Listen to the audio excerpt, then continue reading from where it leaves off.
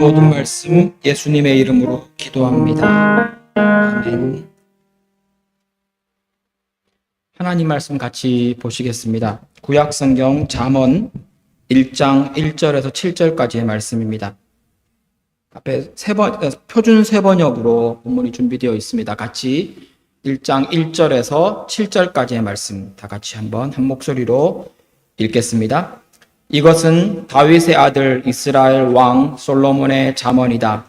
이 잠언은 지혜와 훈계를 알게 하며 명철의 말씀을 깨닫게 하며 정의와 공평과 정직을 실행하도록 훈계를 받게 하며 어수룩한 사람을 슬기롭게 하여 주며 젊은이들에게 지식과 분별력을 갖게 하여 주는 것이니 지혜 있는 사람은 이 가르침을 듣고 학식을 더할 것이요 명철한 사람은 지혜를 더 얻게 될 것이다. 잠언과 비유와 지혜 있는 사람의 말과 그 심오한 뜻을 깨달아 알 수 있을 것이다.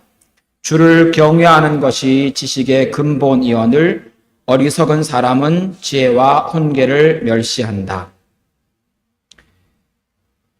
뱀처럼 지혜롭다, 지혜로워야 한다라는 말을 들어본 적이 혹시 있으십니까? 예수님이 제자들을 세상에 보내시면서 마태복음 10장 16절에서 이런 말씀을 하십니다. 보아라, 내가 너희를 내보내는 것이 마치 양을 이리떼 가운데로 보내는 것과 같다. 그러므로 너희는 뱀과 같이 슬기롭고 비둘기와 같이 순진하게 되어라. 세상이 악하기 때문에 비둘기같이 죄에 대해서, 세상에 대해서 순진해야 한다는 말은 충분히 이해할 만합니다. 그런데 여기 본문에서 나오는 것처럼 무엇에 대해서 슬기롭고 지혜로워야 하는지에 대해서는 명확하게 설명을 하고 있지 않은 것처럼 보입니다. 이 내용으로 우리가 추측할 수 있는 건 예수 믿는 우리가 이 세상을 살아가려면 너무 험하기 때문에 지혜가 필요하다는 것으로 이해할 수 있을 것 같습니다. 예수님은 우리 그리스도인들에게 거룩함, 순진함, 깨끗함을 요구하셨을 뿐 아니라 그 신앙과 함께 지혜, 뱀과 같은 지혜를 요구하고 계십니다. 그런데 이 뱀처럼이라는 말이 사실은 그냥 마냥 하고 고개를 끄덕일 만한 단어는 아닌 것 같습니다. 왜냐하면 뱀 하면 여러분 성경에서 떠오르는 것이 무엇이 있으십니까? 네, 바로 그 창세기에 아담과 하와를 유혹했던 그 뱀 맞습니다. 이 단어가 여기에 들어간 건 정확하게 바로 그 뱀을 가리킵니다. 이 말을 다시 예수님이 하신 말씀을 다시 바꾸면 이런 말입니다. 너희들은 사탄처럼 지혜로워야 한다는 말입니다. 지혜가 거룩만큼 중요하다는 것을 예수님은 지금 이렇게 강조하십니다. 두 가지를 얘기하셨습니다. 거룩함, 순진함, 순결함, 그것과 함께 지혜로움. 신앙이 좋다면서 이단에 빠지는 사람들을 보신 적이 있으십니까? 교회 잘 다니고 성실하고 착하고 누가 보아도 신앙 좋은 어떤 사람이 이단에 넘어가는 것을 보신 적이 있으십니까? 저는 목회자 자녀가 이단에 빠지는 것도 본 적이 있고요. 심지어는 20년, 30년 신앙생활한 집사, 권사, 장로님뿐 아니라 전도사가 이단에 가는 것을 본 적이 있습니다. 실제로 신천지나 이단에 가면 많습니다. 이단 모임에 가시면 혹시 여러분 친구 중에도 그곳에 계신 분이 있으십니까? 여러분 지인이나 가족 중에도 있으십니까? 거기에 있는 많은 사람들이 제일 처음 신앙생활, 종교생활을 시작하며 이단이라고 하는 그곳에서 시작한 사람은 별로 없습니다. 대부분이 기존 교회에서 신앙생활을 하다가 거기로 가셨다는 겁니다. 결과를 놓고 보는 겁니다. 신앙생활 열심히 하다가 이단에 넘어간 사람들은 신앙이 안 좋은 사람인 겁니다. 신앙이 이미 벌써 왜곡되어 있었고 신앙이 벌써 큰 약점을 안고 있었다는 이야기입니다. 성경을 오래 배우고 신앙생활을 오래 했는데도 왜 그 사람들은 이단의 교리를 분별하지 못했을까요? 여러분은 분별할 수 있으십니까? 지혜와 신앙, 이 두 가지는 예수님이 말씀하신 것처럼 순결함과 지혜는 항상 같이 가야 하는 것인데 이 둘의 관계는 무엇이냐는 것입니다. 오늘 본문 말씀 잠언 1장 1절에는 히브리 말에 미셸레라는 말로 시작합니다. 이 단어는 마샬이라고 하는 히브리 단어의 복수 형태입니다. 이 마샬이란 말이 잠언의 히브리 본문의 이 잠언의 이름입니다. 이 마샬, 미셸레라는 이 말은 비유라는 의미입니다. 지혜의 말, 비유로 숨겨져 있는 지혜를 가르쳐 줄 때 이 단어를 사용합니다. 이것을 그대로 한국말에는 잠언이 지혜로운 말씀, 비유 이런 의미를 가진 단어로 번역이 된 겁니다. 1장 1절에 나오는 말처럼 이 잠언은 이스라엘의 왕 솔로몬이 자기 백성, 곧 하나님의 언약 백성에게 주는 지혜의 말이라는 겁니다. 누구에게 주는 겁니까? 이스라엘의 왕이 이스라엘 백성에게, 아니 더 정확하게 본다면 하나님의 언약 백성에게 하나님이 세우신 지혜의 왕이 하나님의 백성에게 주는 삶의 방법, 살아가는 이야기를 여기 적었다는 겁니다. 잠언에는 솔로몬뿐 아니라 아굴이라는 지혜로운 사람과 누군지 정확하게 알 수는 없지만 르무엘이라고 하는 왕이 또 하나 나옵니다. 그리고는 고대 여러 지혜자들이 이 잠언을 기록합니다. 여기에는 많은 이야기들이 담겨져 있지만 그걸 좀 주제별로 좀 추리면 지혜와 어리석음을 대조시킵니다. 하나님에 대한 경외를 강조합니다. 선과 악이 무엇인지를 여러 가지 방법으로 알려줍니다. 삶과 죽음에 대해서 많은 부분 이야기합니다. 언어생활, 말을 얼마나 지혜롭게 하는 것이 필요한지에 대한 이야기를 잠언에는 참 많이 다룹니다. 특별히 가정생활에 대한 많은 부분들에 대한 이야기를 합니다. 그리고 사람이 지혜롭게 산다는 것은 성실하게 사는 것과 얼마나 밀접하게 연결되어 있는지, 그리고 성경이 얼마나 게으름을 미워하는지에 대한 이야기도 적고 있습니다.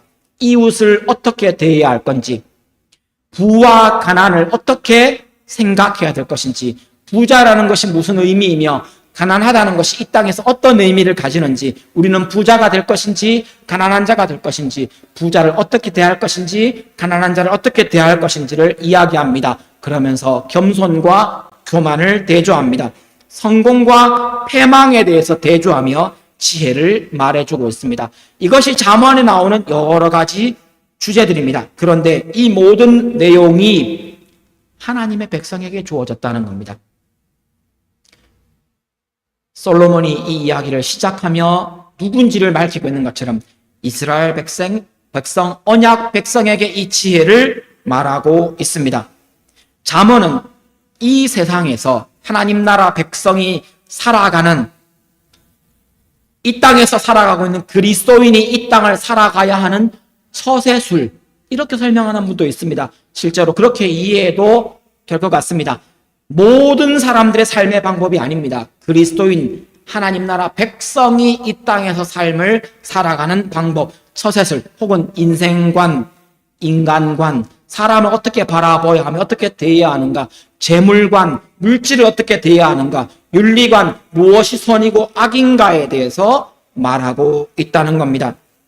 그러므로 잠언에 이 나오는 많은 지혜들, 잠언 전체에 나오는 이 지혜들은 항상 중요한 전제 한 가지를 깔고 이 이야기를 던지고 있습니다.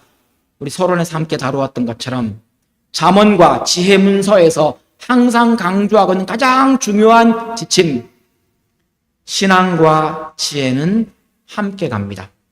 신앙과 지혜는 함께 갑니다. 여러분, 이 문장을 기억해 두십시오. 같이 따라 하시겠습니다. 신앙과 지혜는 함께 갑니다. 다시 한번 따라 하시겠습니다. 신앙과 지혜는 함께 갑니다. 신앙이 좋으면서 어리석은 사람일 수 없다는 말입니다. 여러분 기억하십시오. 신앙은 좋은데 지혜가 없다. 아니요, 그 사람 좋은 신앙이 아니라는 이야기입니다. 이게 잠언과 구약과 심지어는 신약에서도 동일한 이야기를 합니다. 신앙이 안 좋은 사람이면 지혜로운 사람일 수 없습니다. 신앙이 좋으면 어리석었던 사람도 지혜로워지고, 지혜로운 사람이면 복음 진리에 더 빨리 더 잘 도달할 수 있고, 지혜로우면 신앙도 더 잘 성장한다는 말입니다. 이 지혜는 무엇을 많이 아는 학식이 아닙니다. 공부 잘한다는 말이 아닙니다. 이 지혜는 인생을 잘 살아간다는 말이며, 이 지혜는 사람을 잘 대한다는 말입니다. 이 지혜는 하나님과 나의 관계를 분명히 안다는 뜻이며, 이 지혜는 하나님의 뜻이 무엇인지를 분별해낼 수 있다는 것을 의미합니다.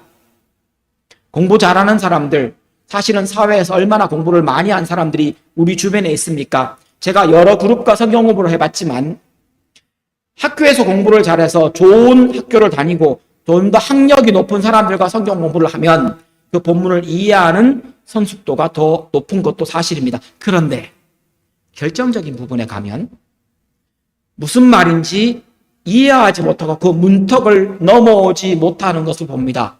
아무리 세상에서 똑똑하고 많은 것을 안다고 해도 그 문턱을 못 넘어옵니다. 5년을 만나도 못 넘어옵니다. 3년 동안 성경 공부를 했는데도 그 문턱을 못 넘어옵니다. 그 문턱을 우리는 믿음이라고 부릅니다. 그런데 그 사람이 그 문턱을 딱 넘는 순간 말씀을 읽고 묵상하는 것이 훨씬 빠르더라는 겁니다. 지혜로우면 지혜롭지 않은 사람과 신앙의 성장의 속도가 다를 수 있습니다. 신앙과 지혜는 항상 함께 갑니다. 신구약 성경, 특별히 구약의 지혜 문헌이라고 불리우는 잠언이나 전도서 같은, 욥기 같은 이 지혜 문헌에 보면 신앙이 나쁘면, 신앙이 좋지 않으면 어리석은 사람처럼 잘못된 선택을 하기 쉽다고 말합니다. 똑똑합니다.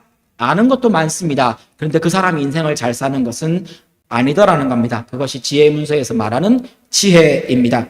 신앙을 가진 사람이 불신자보다 더 똑똑하다거나 더 지혜롭다는 단편적인 말이 아닙니다. 신앙 좋은 사람을 모두 지혜롭다고 말할 수도 없습니다. 그러나 신앙은 항상 지혜와 함께 다닙니다. 신앙이 있는 곳에 지혜가 따라가고, 지혜가 있는 곳에 신앙이 잘 꽃피웁니다. 여러분, 이 말을 꼭 기억하십시오. 잠언뿐 아니라 성경을 읽을 때에도, 인생을 살아갈 때에도 신앙과 지혜는 함께 갑니다. 신앙이 좋으면 사기를 덜 당할 겁니다. 예수쟁이라고 늘 사기를 당해야 합니까? 아니요. 지혜로운 사람은 순진하지만, 순결하지만 거짓말을 분별해낼 수 있다는 겁니다.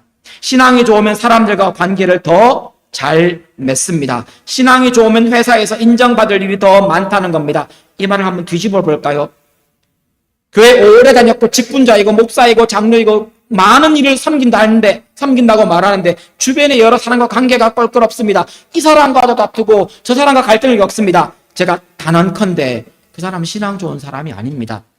열심히 있을지는 모르겠습니다. 그러나 그 사람의 신앙은 건강하지 않습니다. 왜요? 지혜가 빠져있기 때문입니다. 신앙이 좋으면 인생에서 성공할 가능성이 더 커진다는 말도 잠언의 관점에서 맞는 말입니다. 신앙이 좋아서 하나님이 도와주셔서 만사형통한다는 말이 아닙니다. 그 사람의 신앙이 지혜를 견인해서 그 사람의 신앙 좋음이 지혜를 더 풍성하게 배우고 지혜를 쌓아서 그것이 사람을 잘 대하고 인생을 살아가는 성실함을 배우고 거짓을 분별해내는 지혜를 얻게 되므로, 이게 지금 신앙이 지혜를 견인한 겁니다. 그래서 인생에 성공하는 방법이 될 수 있다는 겁니다. 지혜가 신앙을 또한 견인하기도 합니다. 잠언의 가장 중요한 메시지입니다. 여러분 다시 한번 따라 하십니다. 신앙과 지혜는 함께 갑니다.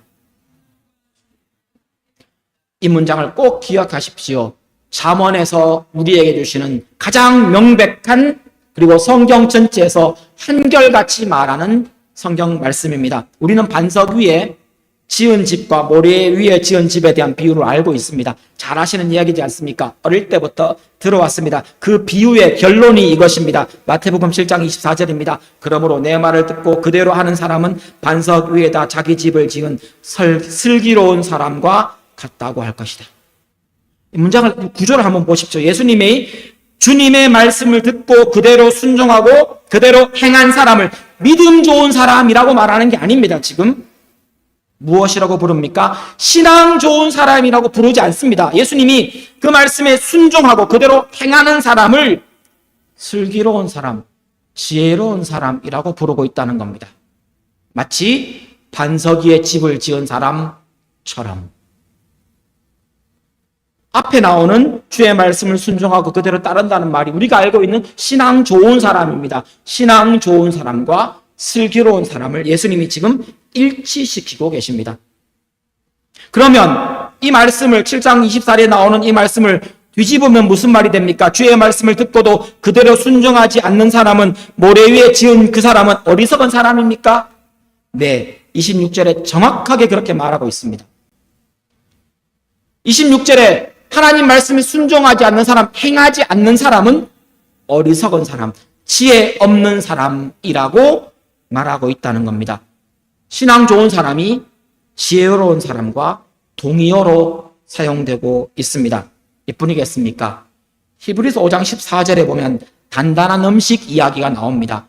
그 앞부분에 보면 히브리서 문맥에 보면 그 단단한 음식 이야기를 하며 너희들이 신령한 젖을 사모해라, 자라야 되지 않겠느냐, 성장해야 되지 않겠느냐, 너희들이 신앙생활을 오래 했는데 이제는 선생이 되어야 되지 않겠느냐, 이 이야기를 하는 문맥에서 나오는 말입니다. 5장 14절에 단단한 음식은 신앙이 성장한 사람이 먹을 수 있는 음식이라고 말합니다. 그런데 그 설명을 한번 보십시오. 그 성장한 사람들이 어떤 사람입니까? 경험을 통해 겪어서 선악을 분별하는 세련된 지각을 가진 사람. 선악을 분별한다는 말이 지혜입니다.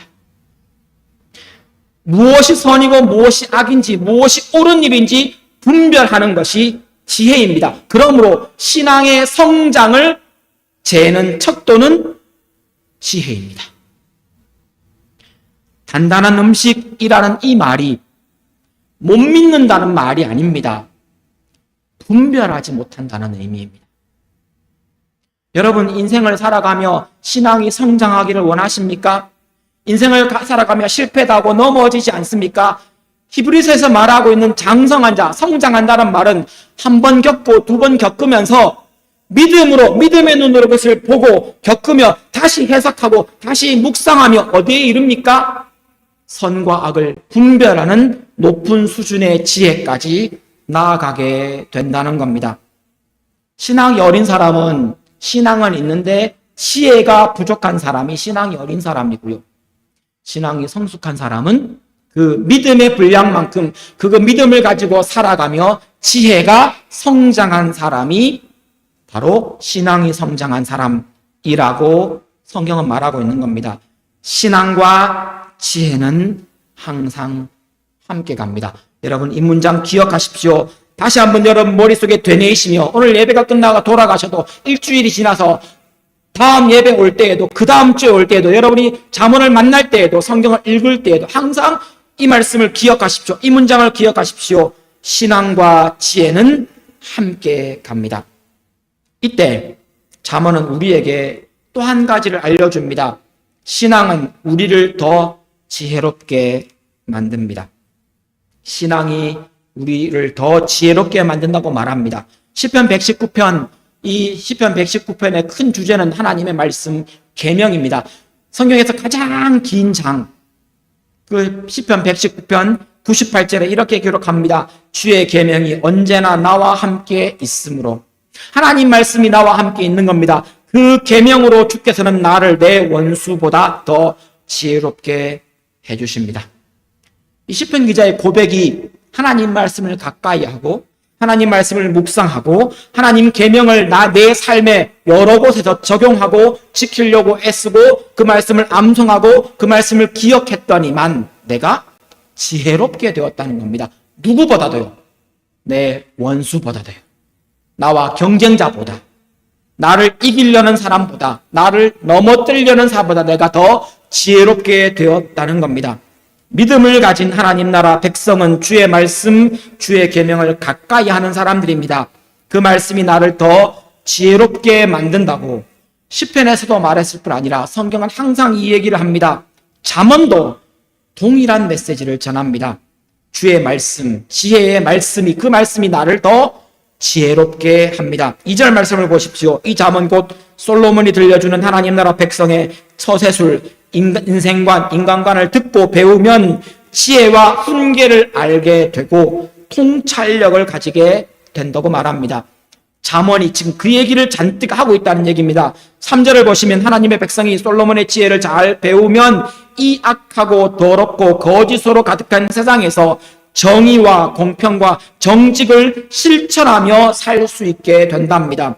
이것이 잠언이 말하는 지혜를 배우는 과정이며 지혜를 배운 그 결과입니다. 4절을 보시면 어수룩한 사람이라고 번역된 히브리어 단어는 너무 착하고 순해서 방향을 잃어버리고 자기도 모르게 악으로 기울어지는 아주 순진한 사람을 가리키는 단어입니다. 그래서 개역개정 성경에는 어리석은 사람이라고 번역했지만 표준세 번역에는 어수룩한 사람이라고 번역하고 있습니다. 이 어수룩한 사람이라 할지라도 4절에 슬기롭게 되며 아직 경험이 부족한 청년이라 할지라도 지식과 분별력을 갖추게 되는 것이 잠언이 주는 유익입니다. 5절에 보면 이미 지혜가 있는 사람은 학식이 더할 것이며 더 많은 것을 알게 된답니다. 이건 단순한 지식의 이야기가 아닙니다. 이미 분별력 있는 사람이라 할지라도 이 잠언, 하나님의 말씀을 가까이 하면 더 분별력 있는, 더 예리한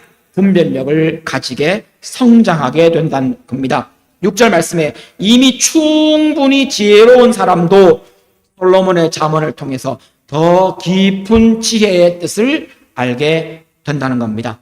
신앙이 어린 사람부터 아까 말씀드렸던 것처럼 같은 신앙인이지만 신앙의 성숙도를 지혜의 정도에 따라서 나눌 수 있다면 신앙이 어린 사람부터 신앙이 성숙한 사람까지, 아니 지혜로운 사람부터 어리숙한 사람까지 모두 하나님의 말씀을 통해 더 지혜롭게 될 수 있다고 말합니다. 솔로몬의 잠언을 곱씹어 읽으시면, 묵상해 보시면 여러분에게 이런 일이 일어나게 될 겁니다. 이렇게 신앙이 나를 더 지혜롭게 만들면 교회 안에서 우리의 행동이 다른 사람에게 덕을 끼치게 될 겁니다. 그렇게 성경에서 강조하고 있는 무엇을 하든지 주를 위해 하라, 무엇을 하든지 교회에 덕을 세우라 라고 말하는 그것 어떻게 이루어집니까? 내가 주의 말씀을 묵상하고 가까이 함으로 더 지혜로워지면 그 일이 일어나게 된다는 겁니다.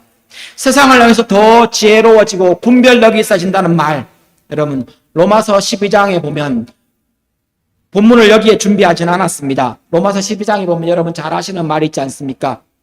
하나님이 기뻐하시고 하나님의 그 선하신 뜻이 무엇인지 분별하라. 이 얘기가 왜 나옵니까? 너희 몸을 하나님이 기뻐하시는 거룩한 산 제사로 드리라. 거룩함을 이루기 위한 것에도 분별력이 필요합니다. 신앙을 이루어가는데도 지혜가 필요하다는 이야기를 성경은 신약이든 구약이든 한결같이 하고 있습니다. 지혜가 바로 그런 겁니다. 더 예리한 눈으로 죄와 죄 아닌 것을 분별하고 악한 일과 악하지 않은 일, 선한 일을 분별하고 혹은 거짓말하는 사람과 그렇지 않은 사람을 분별해내는 것이 지혜이며 신앙이 성숙한 사람은 이것을 할 수 있게 된다는 겁니다.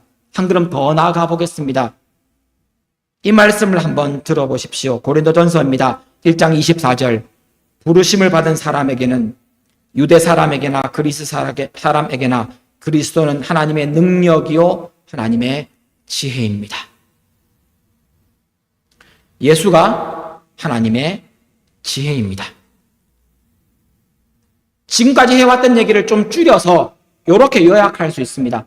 예수 잘 믿으면 지혜로워집니다.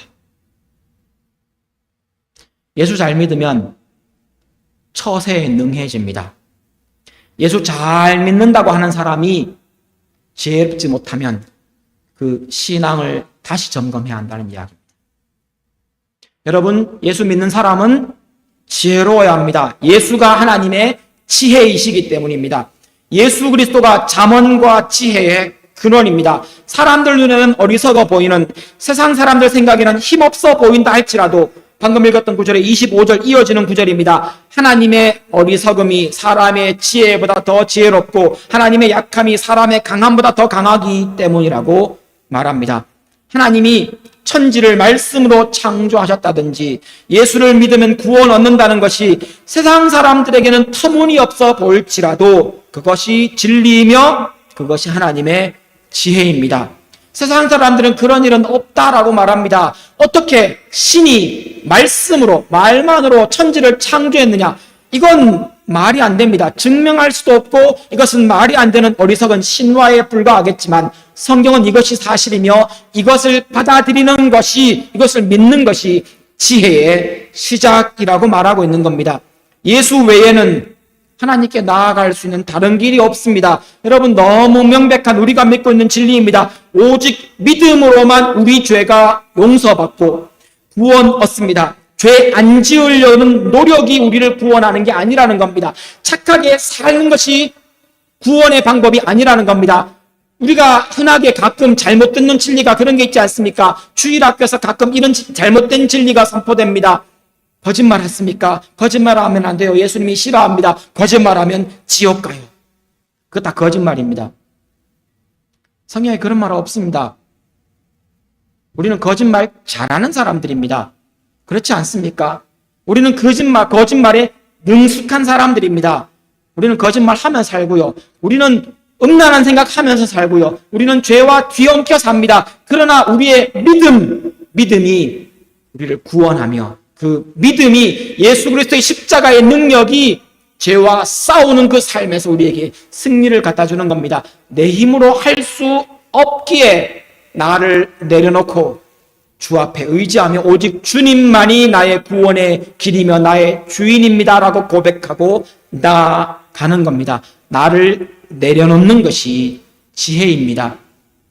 내가 아무것도 할 수 없는 무능한 사람임을 인정하고 나를 예수께 드리는 것이 유일한 구원의 길입니다. 이것 외에는 없습니다. 이것 외에 없다고 말하는 것이 손가락질 받고 무식한 말이라는 손가락질을 받는다 할지라도 성경은 이것을 지혜라고 부르는 겁니다. 이 지혜를 따라 여러분 예수 믿으십시오.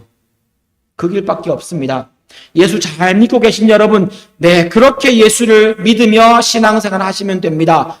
우리 주님이 우리 성령님을 통하여 우리를 그렇게 매일매일 붙들어 주시며 매일매일 새로워지는 은혜를 우리에게 주십니다. 이것을 아는 것이 지혜입니다.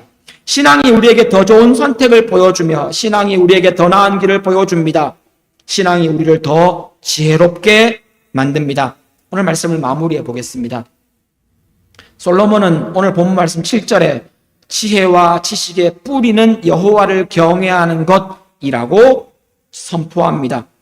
지식은 지혜의 재료가 됩니다. 많이 알면 더 지혜로운 선택을 하기가 가까울 겁니다. 그러나 많이 안다고 다 지혜롭지는 않습니다. 그러므로 지식이 쌓이고 공부하고 경험한 것이 지혜가 되는 데에는 특별한 무엇이 더 필요한 것 같습니다.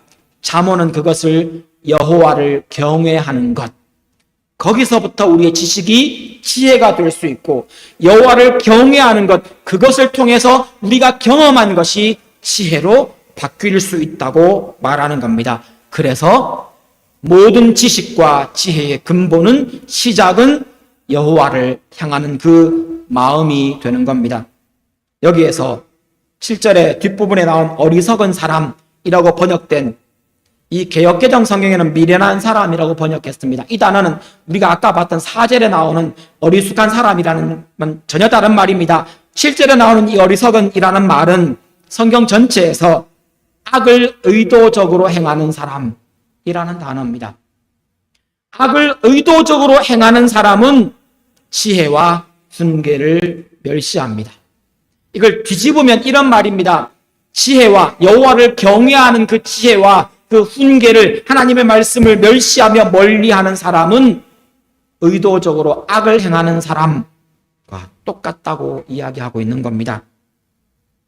여호와를 경외하지 않고 지혜를 업신여기며 훈계를 멸시하는 그 사람이 어리석은 사람이며 그 사람이 악한 사람입니다. 여러분은 지혜로운 사람입니까? 어리석은 사람입니까? 여러분은 어리숙한 사람입니까? 지혜로운 사람입니까? 고린도전서 14장 20절에 사도 바울이 이렇게 우리를 권면합니다. 형제들아, 지혜에는 아이가 되지 말고 악에는 어린아이가 되라. 지혜에는 장성한 자가 되라.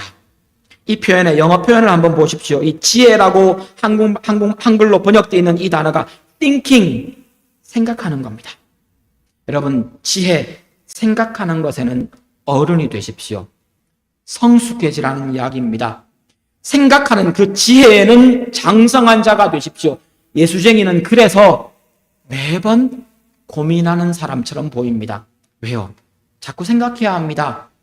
한 가지 일을 두고도 지난번에는 똑같은 방법으로 처리했지만 다시 그 일을 두고 고민합니다. 하나님 말씀을 붙들고 내가 이 선택이 과연 옳은 선택인가, 잘하는 선택인가, 더 하나님의 뜻에 가까운 선택은 무엇인가를 다시 고민합니다. 다시 생각합니다. 좀 피곤하겠지요? 네, 좀 피곤할 수 있습니다. 그러나 그리스도인은 그렇게 살아가는 사람들입니다. 매번 어떤 일을 만날 때마다, 부딪힐 때마다 잠깐 멈추어 서서 묵상으로 기도하며 하나님 도와주십시오. 하나님, 무엇이 더 지혜로운 방법입니까? 나에게는 이것이 유익하지만 이것이 저 사람에게도 유익할까요? 하나님, 나는 이 방법이 좋은데 이 방법이 저 사람에게도 좋은 방법일까요? 하나님, 나는 이 방법이 좋은데 이것이 하나님께 영광이 되는 것일까요? 이 고민을 끊임없이 매번 다시 합니다. 그러기에 그리스도인은 늘 생각하는 사람들입니다. 그것을 고린도전서에는 그것을 지혜라고 부르고 있습니다. 생각하십시오. 다시 고민하십시오. 다시 한 번 더 되짚어 보십시오. 하나님이 무엇을 기뻐하시며 내가 하는 행동이 너무 습관적으로 반복적으로 아무 생각 없이 충동적으로 나오는 것이 아닌지 잠깐 멈추어 다시 생각하십시오.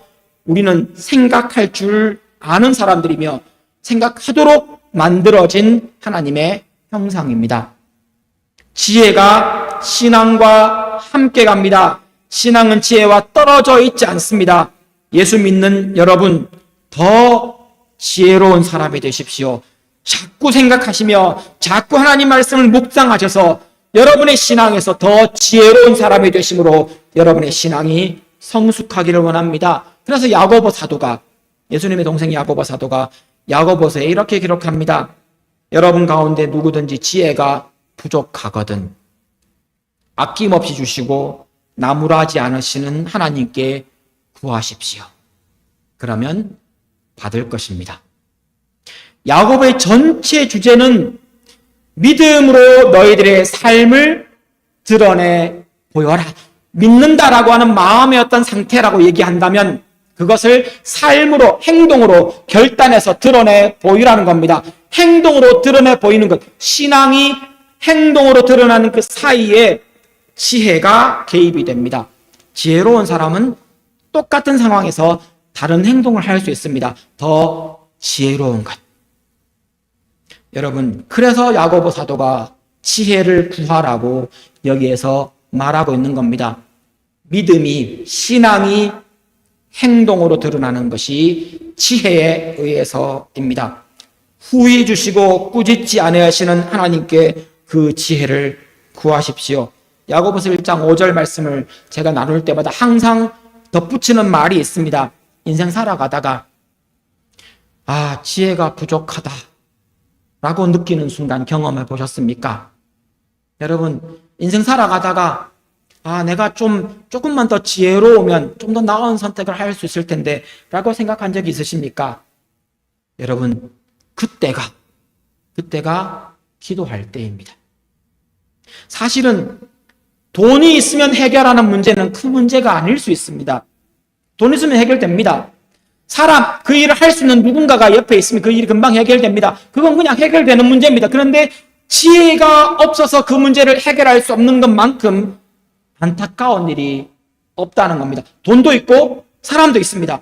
능력도 있고 다 압니다. 지식도 충분합니다. 많은 것을 가졌습니다. 그런데 지혜가 부족해서 그 일을 해결할 수 없다면 여러분, 그것만큼 안타까운 것이 있겠습니까?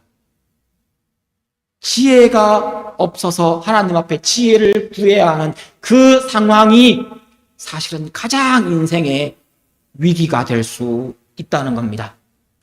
가졌는데 지혜가 부족해서 엉뚱한 결정을 내리는 사람들, 인생 열심히 살라고 땀 흘리고 많은 것을 정말 열심히 인생을 살았습니다. 잠 못 자면서 땀 흘리면서 수고하면서 이만큼 다 이루었는데, 다 가졌는데 인생 말년에 지혜가 부족해 엉뚱한 결정을 내림으로, 잘못된 선택을 함으로, 순간의 유혹에 빠짐으로 지금까지 수고했던 모든 것들을 한 번에 날리는 사람들을 우리 인생에서 보고 있지 않습니까? 얼마나 많습니까? 그 사람은 돈도 벌었고 사람도 가졌고 명예도 가졌고 성공했지만 지혜가 부족함으로 다 잃어버린 겁니다.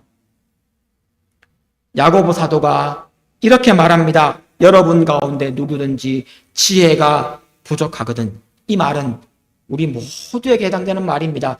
우리 이 중에 누가 저는 지혜가 충분합니다 라고 말할 수 있습니까?